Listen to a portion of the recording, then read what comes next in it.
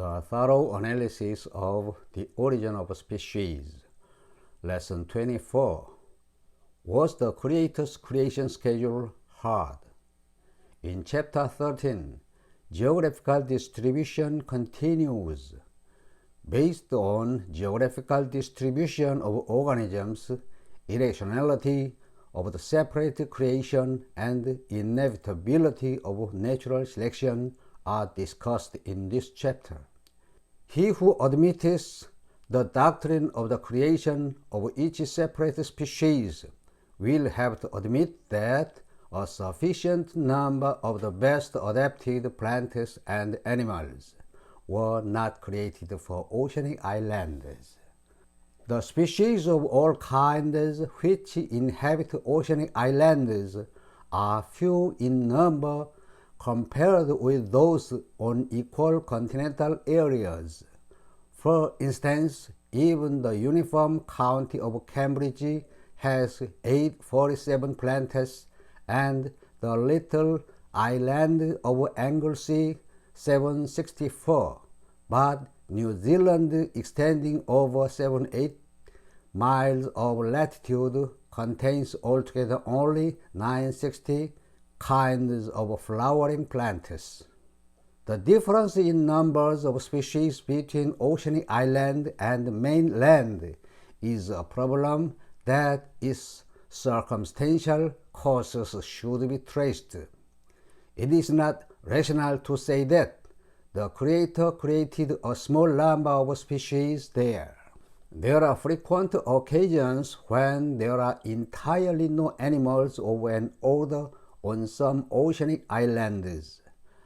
Batrachians, frogs, toads, newts are never found on any of the many islands with which the great oceans are studied.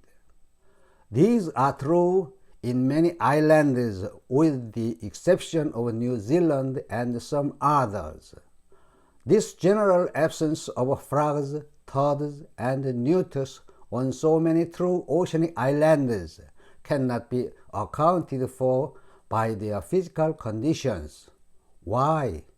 On the theory of the separate creation, they should not have been created there. It would be very difficult to explain. It cannot be said that the Creator had not have time for the creation of them there. The West Indian Islands, on the other hand, stand on deeply submerged bank, nearly 1,000 fathoms in depth. Here we find American forms. This let us understand there are some relations that is not accounted for by the separate creation between the depth to segregate the faunas and those phenomena. The foregoing statements in regard to the inhabitants of oceanic islands seem to accord better with the belief in the efficiency of occasional means of transport carried on during a long time than with the belief in the former connection of all oceanic islands with the nearest continent. It cannot be explained by the principle of separate creation that there are some relations between organisms on islands and on mainland. It is crucial to admit that they migrated from the near spot and adapted to the physical conditions of the islands. And we are led to this conclusion, which has been arrived at by many naturalists under the designation of single centers of creation, by various general considerations, more especially from the importance of barriers of all kinds, and from the analogical distribution of subgenera, genera, and families. Admitting that in the long course of time all the individuals of the same species have proceeded from some one source, geographical distribution and explicable on the theory of migration, together with subsequent modification and the multiplication of new forms. The laws governing the succession of forms in past times is governing also at the present time. The endurance of each species and group of species is continuous in time.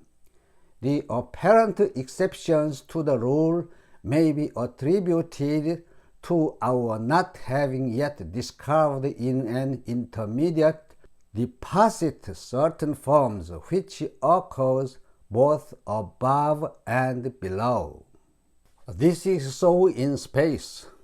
It certainly is the general rule that the area inhabited by a single species or by a group of species is continuous, and the exceptions, which are not rare, may be accounted for by former migrations under different circumstances, or through occasional means of transport, or by the species having become extinct in the intermediate tracts.